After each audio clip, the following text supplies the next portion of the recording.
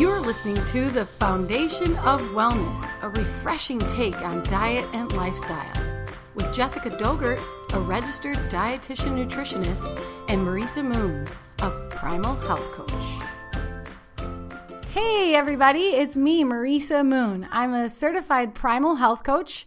I'm also an intermittent fasting instructor. I help adults learn how intermittent fasting can free them from a lifetime of endless dieting because they learn the most flexible way to have an intuitive eating pattern that's not ruled by conventional wisdom or all the advice we've heard over and over, like eating every 2 to 3 hours or snacking between all your meals.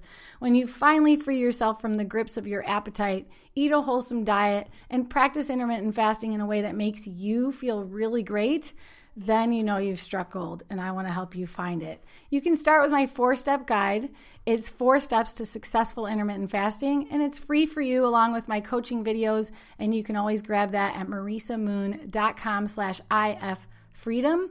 And by the time you hear this podcast, it's going to be the beefed up version of that PDF, you guys. My 4-step guide is now 3 times as long as it was before. I'm giving you all the info you need to learn about intermittent fasting so that you know if you want to take it a step further and you want to go with me and the rest of the crew inside the course. It's called Intermittent Fasting Freedom. Again, that link is marisamoon.com/ifreedom.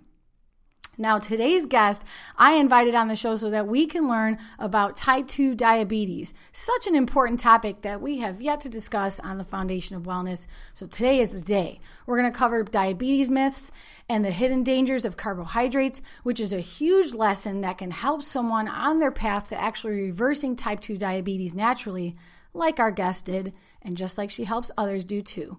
Our guest is Nicki Steinberger PhD. She eats and lives and breathes everything holistic health. With decades of experience in health psychology, Dr. Steinberger teaches women how to move into optimal health and prevent and reverse type 2 diabetes with her own program, Holistic Practices Lifestyle. And her mission is to help women understand the mindset and practices needed to overcome insulin resistance and to access their deep well of energy that they have within. Now, having reversed diabetes twice herself, Dr. Nicki knows firsthand the nutritional, the psychological, and mindset practices needed to rise above the daily struggle. And now she's here to guide others on their own journey towards recovery because she's got a new book out. It's called Wave Goodbye to Type 2 Diabetes, 16 Holistic Practices to Prevent and Reverse Diabetes and Reclaim Joy, Vitality, and Plenty. So if you or anyone you know is struggling with type 2 diabetes, if it runs in your family, if you've been warned by your doctor you're borderline pre-diabetic or type 2 diabetic, you have got to listen to this or share it with someone you love. Welcome to the show, Dr. Nicki. Thank you so much, Marisa. Thank you for that beautiful introduction. It's my honor to be here with you. Oh, man, I'm so glad you found me. This is great. This is just the perfect time. I don't know why we haven't talked about it on our show, and this is the time. Thank you for being here. Oh, yeah, all in good timing. Oh, absolutely. So you actually reversed your own type 2 diabetes twice? I did. It was about 9 years ago, and I was attempting to finish my doctorate degree in clinical psychology, and all these symptoms came up. I didn't know what it was, crashing out mid-afternoon and these kind of like tremors and mood swings and just not feeling well. And I went in and I got tested, and lo and behold, I was my HA1C was 8.9%, which is very high. 6.5 is consistent with type 2 diabetes. So it was a very strong, yes, you have type 2 diabetes. And as I said in my book, I walked out of the doctor's office with the prescription in hand, knowing that I wasn't going to fill it anytime soon, but I was going to see what I could do on my own with research and a lifestyle approach to reversing the condition. And that was a very interesting year. And when I checked a year later, it was reversed along with, high blood pressure and dropped weight and, a few other conditions. So that was the first time. Congratulations. Thank you. Yeah, thank you. I took a quote from your book that says diabetes is a condition, not a disease. And you say it thrives in a particular environment and it diminishes in another. Absolutely. That's right. It's a condition. We think of it as a disease. It's not, but it's hosted in a particular environment. When we change that environment, we can change the condition. And I know that we're going to get into, some different elements about that, and that's where lifestyle, comes into play. And that's why it's actually the only way that we can reverse or prevent the condition. Okay. When we're talking about prevention, should any adult be asking their doctor for that HbA1c test? Is that something that you get at your regular exam? No. It's when you get tested for basic fasting blood sugar, and you can certainly ask for that. And if that is elevated, if they see that generally over 100, and maybe they'll do it, again, because we do fluctuate, then they'll go to the deeper test for the A1C, and that will show a 3-month on average, and be able to make that diagnosis. I see.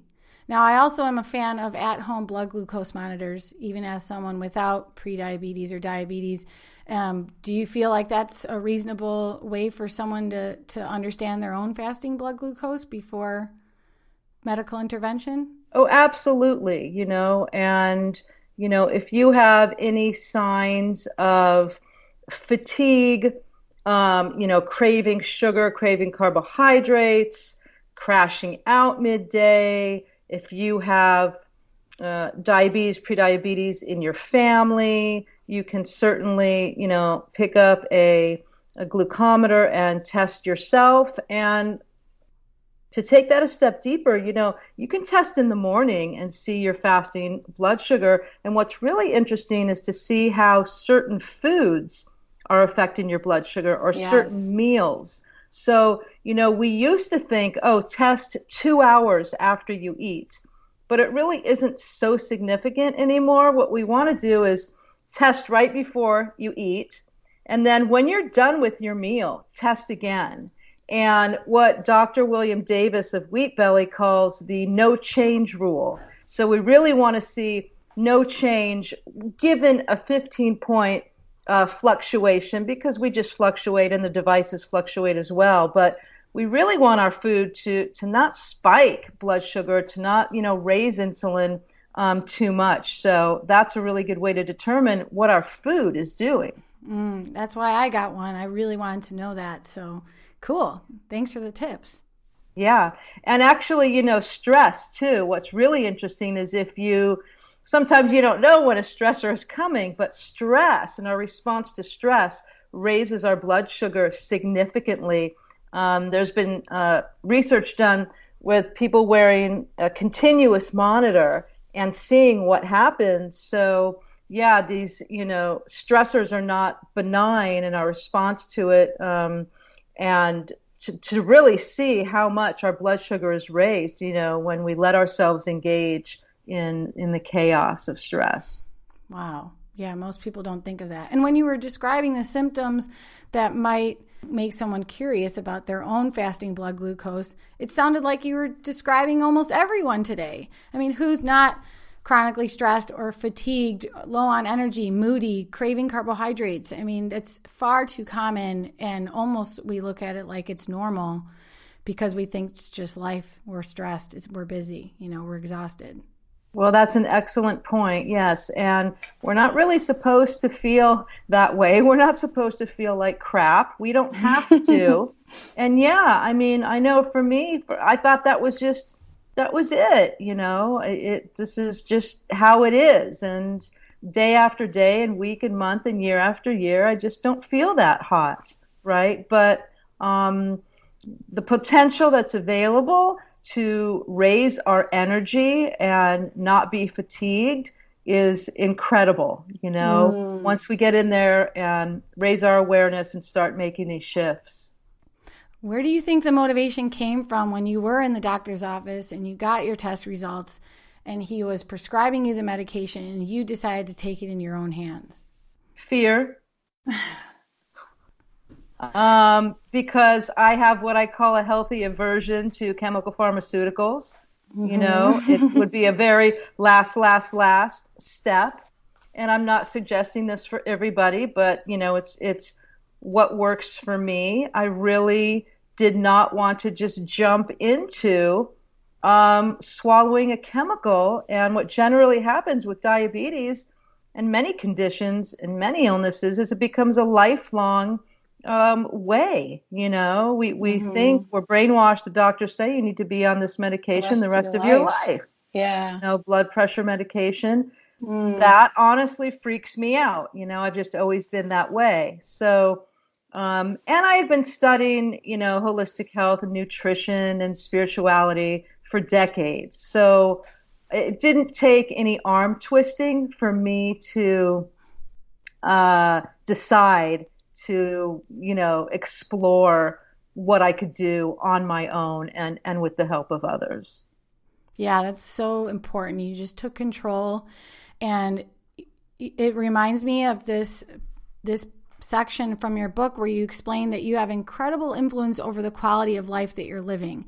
And when you approach your life holistically through education, belief, a hefty curiosity about the connection between your body and your mind and your spirit, and a willingness to take action, it's impossible not to change, to transform, and to heal. Absolutely. I mean, that's what it's all about. And, you have to be curious. And maybe you say, wow, what I've been doing maybe hasn't been working. I don't feel that well. I'd like to be more creative. I would like to be more connected to other people, to myself, to the earth. I'd like to get off this medication or not get on that medication. And there's so much information out there, as you know. I mean, it can be overwhelming, but you just need to pick and choose wisely, really follow your intuition, stick with a program, and, go all in. And it's not about perfection. We do it to the best of our ability, and we get right back on track. Absolutely. I like to sign off sometimes on my emails with stay curious, because it's something I wasn't naturally in my adult years, but because of my own circumstances that led me to nutrition as my passion and career, I finally became curious all the time about how my body works, why things are going wrong, where I can find the answers. And that was not the old Marisa. And so I think until someone gets a little taste of the control that they really can have over their health, they might not be confident enough to tread in those waters. But you are the perfect example of why somebody should embark on that journey. Yeah, and I love that, stay curious, get curious. And that's all it takes, that's like a first step. And if you, mentors are great. If you see someone or see people that, wow, you love that person's energy, their vitality, take a step in. And you know what, everybody, it's okay to invest a little bit of money. Not everybody's trying to, swindle you. Sometimes we have to take a step, and just get help for ourselves and put our self-care first. And we don't always know how to do it. There's so much information. So grab hold onto something and really go all in. Cool. Let's talk about some of those diabetes myths that we've probably heard before or might be holding us back from this journey to reversal. Yeah. So I'd say, the number one myth perhaps is that it's not reversible, type 2 diabetes, that you can't cure it, that it's a lifelong doomsday event that you're going to be stuck with. Absolutely not true. Many people have reversed prediabetes, type 2 diabetes with lifestyle. It is a long-term game to maintain that because, as we said, it's a condition that exists within a particular environment. When we change the environment, we can change the condition. If we revert back to the old environment, then lo and behold, and that's why I ended up reversing it twice, it comes back, we know very well how to bring it back. So it is long term, but I tell you, it's fun and it's creative, and you'll feel better than you ever felt than you felt 10 years ago, 5 years ago, 20 years ago, once you're on a new path. Cool. That's myth number 1. Diabetes is reversible. Yeah, it's reversible. Myth number 2 is that the meds will heal you. The meds will never heal you. So the meds at best will depress symptoms while they create other symptoms. And while this is happening, the condition is progressing. And the condition is progressing, and the condition is progressing, right? Because high blood sugar is a symptom. We look at it, and, if you take the meds and you lower the blood sugar and you're like, oh, I'm happy. No, your condition is still progressing because you're not doing anything at the source to reverse it, right? So insulin resistance, which is the core of type 2 diabetes, often builds up a decade before we see the diagnosis, right? Wow. It's in play. Yeah, and I know that was true for me. I could just feel it, It doesn't happen suddenly, it builds up. So, unless we're approaching it with lifestyle, we're not really making any kind of significant change. So, again, the meds will help to depress symptoms for a while. You'll build a tolerance, then you'll need more meds, eventually insulin, and it's a very vicious cycle. Sure sounds like it. Okay, so number 3 is that gluten-free flours are okay. And what we're talking about here, is like, okay, now I'm not eating wheat, barley, and rye, right, because of the gluten. But now I'm substituting it with potato starch, tapioca, corn, and rice, which are high glycemic, right? They raise your blood sugar. They're addicting, and they're inflammatory. So, hey, I was fooled in the beginning. I'm a sugar carb addict. So, well, I'm going to go grab that gluten-free muffin, and then I'll have the gluten-free cookie, and then the gluten-free bread. No. These grains are just as harmful. What we can do is move to, almond flour and coconut flour so that we're not having these grain flours that for many people are going to be very detrimental. So gluten-free now really doesn't mean a whole lot. It can really mean a crappy product. You have to go deeper. You have to go deeper, right? Yeah. Those flour-based foods in general are just an entire category that can be tough on someone with insulin resistance. But your examples were great. Almond meal or almond flour and coconut flour are different than almost any other flour out there. Even 100% whole wheat flour, even whole grain flours are going to behave similarly to all of those, processed bleached grain flours that we're used to. So great suggestions there. I think it's important differentiation and a good place to start. Yeah, absolutely. So myth number 4 is that food alone is the pathway to prevent and reverse type 2 diabetes and other conditions for that matter. It's not true. Food alone doesn't get us there. What I find when we focus on food alone, it ends up being like a diet, and diets never work, and they make us crazy unless we are taking a deep dive into mindset and thoughts and beliefs, and also looking at stress, as we mentioned, and stress reduction practices, because our stress response raises blood sugar, and all our results, our reality, start with our thoughts. So really important to connect those dots between our thoughts that lead to our feelings. From there, we take action, and from there, our results are produced. So we have to go a little bit wider than just food. As we go wider than just chemical pharmaceuticals, we go wider than food. So then we have a comprehensive program and a comprehensive lifestyle. Wow, I can't believe what I just heard, that stress increases your blood glucose. Is that right? Whoa.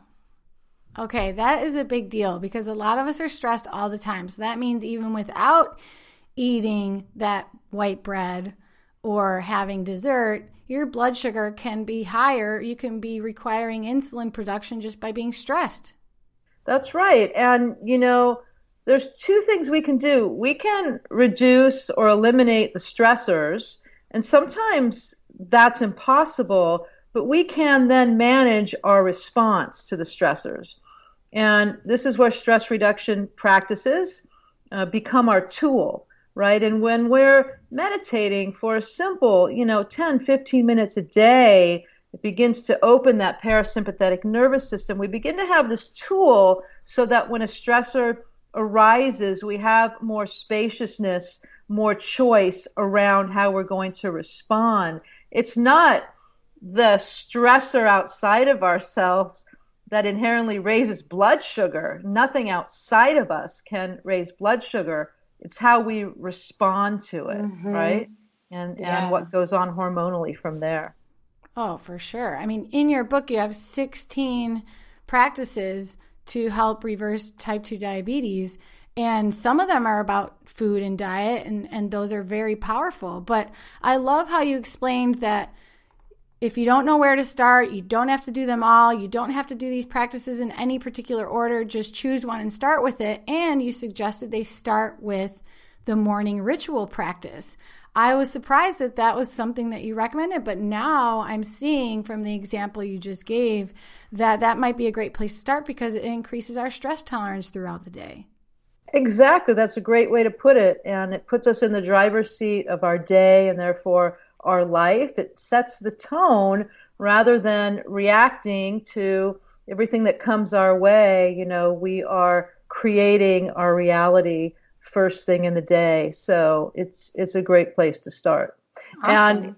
And on that note, you mentioned the practices. I have a free checklist for your listeners. Perfect. And it is 12 simple practices to reverse high blood sugar and diabetes. And they're really fun. They're out of the box practices. Some will surprise you. And I will just tell your listeners where they can find that. Please. And that's at drnickisteinberger.com/practice. Oh, perfect. And you'll see the spelling of her name in our title, but Steinberger is Steinberger. Is that correct? Correct. And Nicki is Nicki. Yep. And doctor, we should say, is just Dr. So Dr. Nicki Steinberger. Okay, cool. What a good freebie. Thank you. You're welcome. And the last myth is that the answer lies outside of you, right? We're so wanting to go outside and see what we need to do, see what's worked for someone else.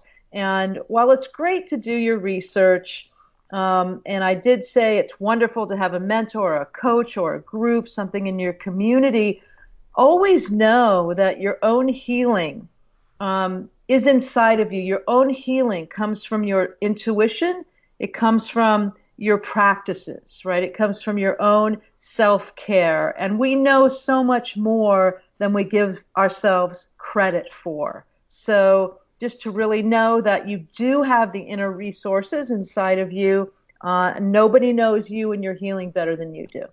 Yeah, we're all so different. And your other friend with type 2 diabetes might be able to have a bowl of whole wheat pasta, but it might make your blood sugar go through the roof. So absolutely. That's good to know. Well, I think you have some awesome insights and relatable experiences when it comes to tackling your diet on your journey to reverse type 2 diabetes.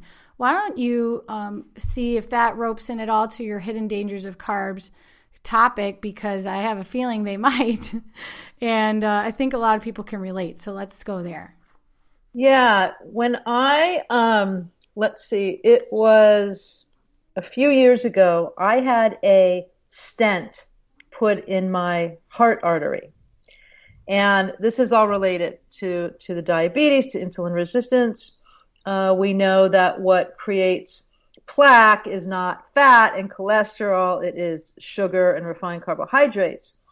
My point is that when it was all said and done, and the doctor came in, a woman who was on call and sat with me and we talked, and she said something to me that I'll forever remember. And she said, your tribe, meaning, my ancestors, they really knew how to store carbohydrates. They really knew how to store carbohydrates.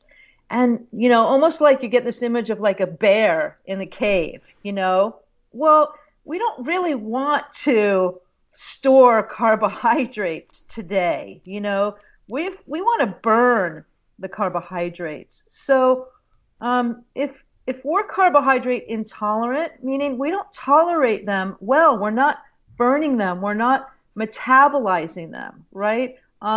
They end up turning into fat, particularly triglycerides in the blood, and then we go into, fatty liver, and then we're seeing metabolic syndrome, prediabetes, type 2 diabetes. So,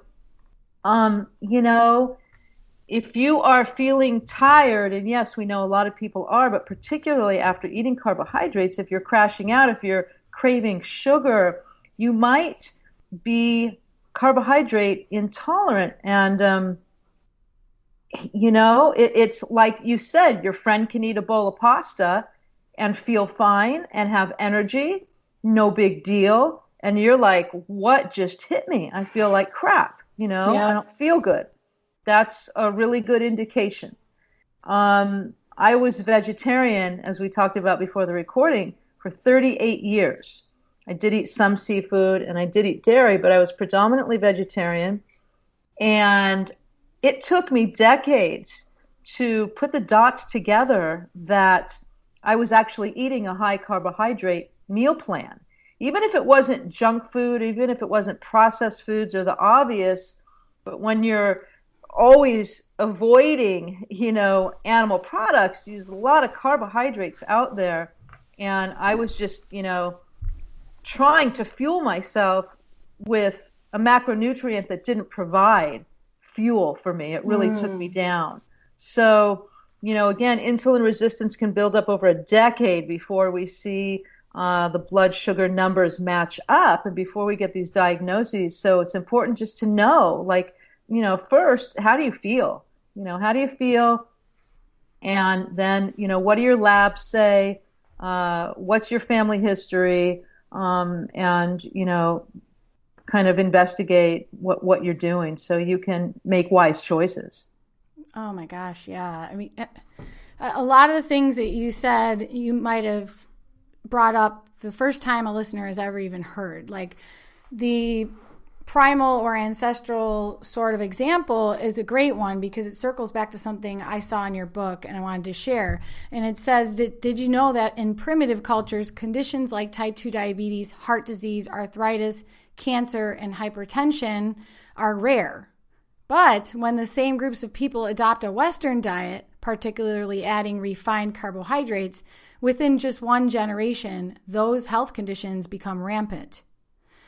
And it kind of wakes you up to the fact that our westernized diet and our access to easy, delicious, addicting carbohydrates and flour-based foods are making us sick in more ways than we can even imagine. I mean, we're here to talk about type 2 diabetes, Dr. Nicki, but you give example after example how really it's the thing affecting your cholesterol. It's the thing affecting your blood sugar. It's the thing affecting your excess body fat. It's the thing affecting your heart health. I mean, our doctors don't tell us these things. Everyone treats them like they're all separate.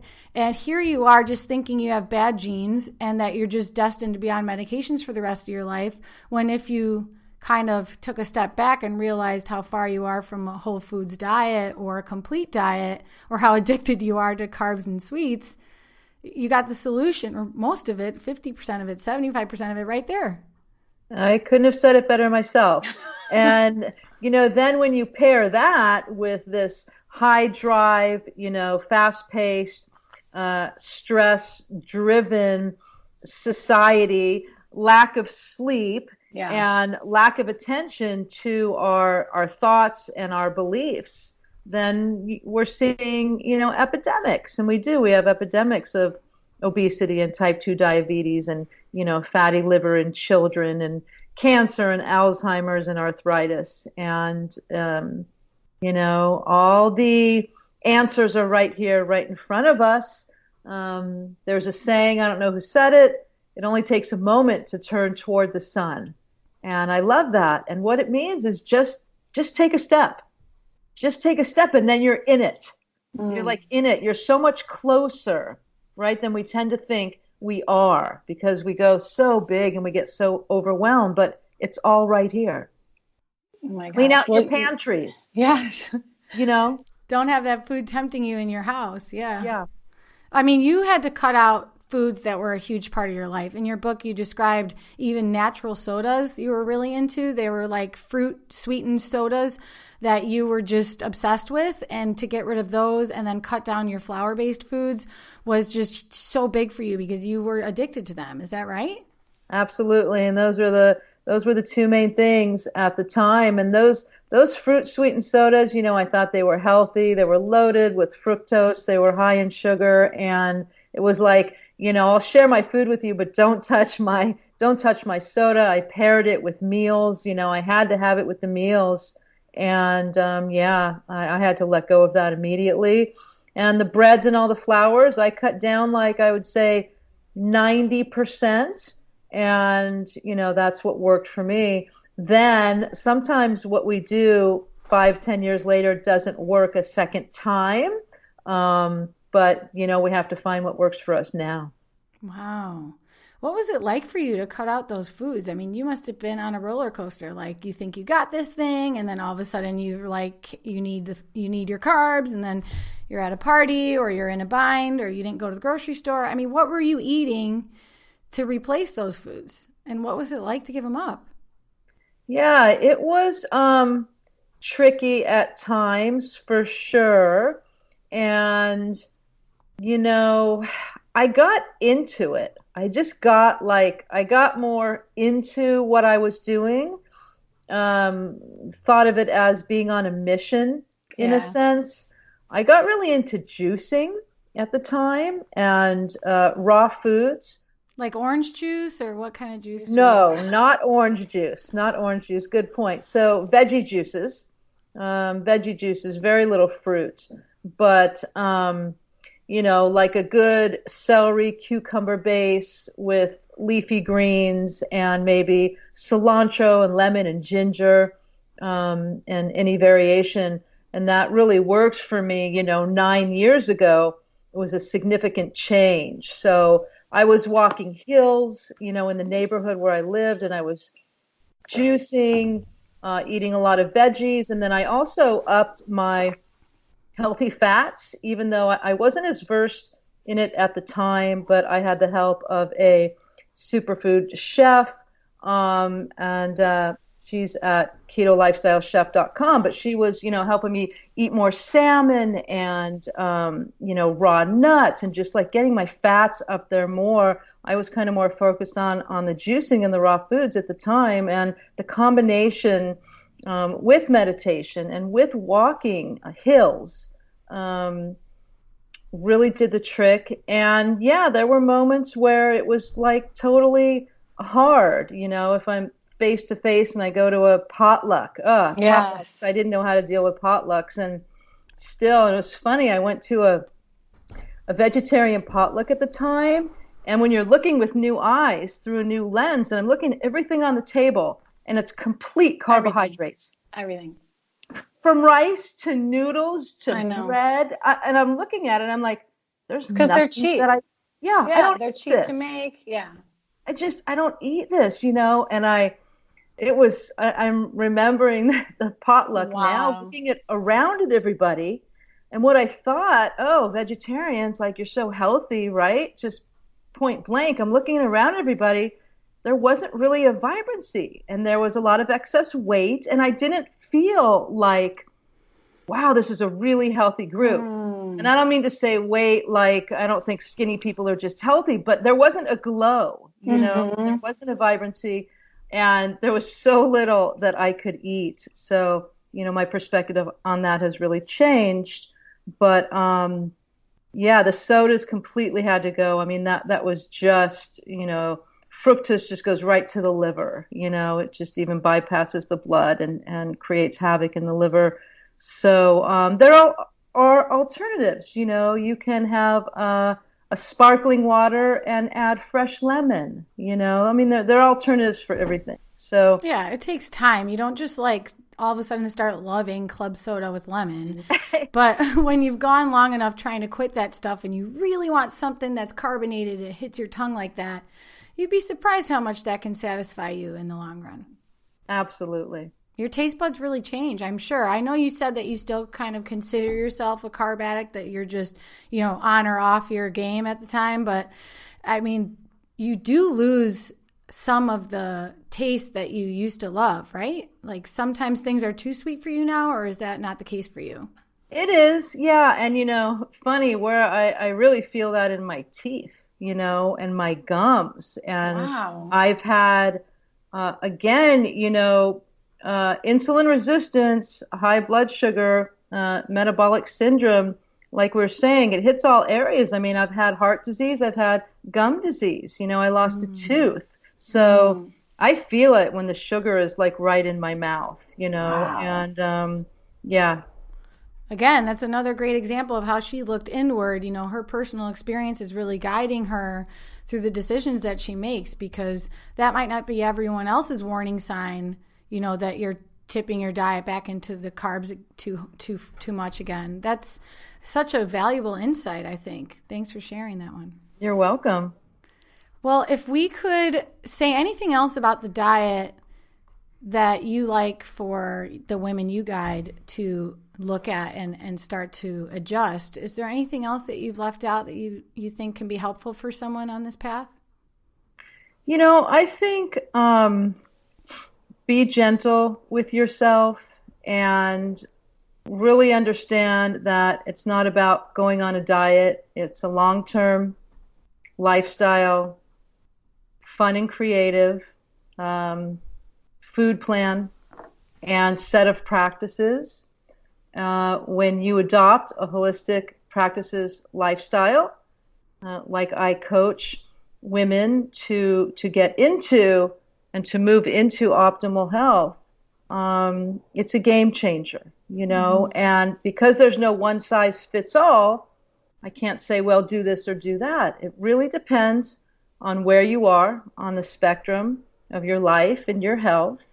And you just got to take that first step and get curious. On your journey, you've made so many changes in your life, and you've gone in and out of these successes twice, you said.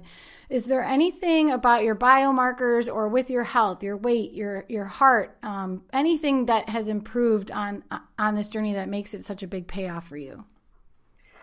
I mean, I think all of it, it's from blood sugar numbers to cholesterol, raising that HDL, which just is sometimes hard to budge, really dropping the triglycerides. High triglycerides are very significant biomarker toward heart disease. So we really want to drop those triglycerides.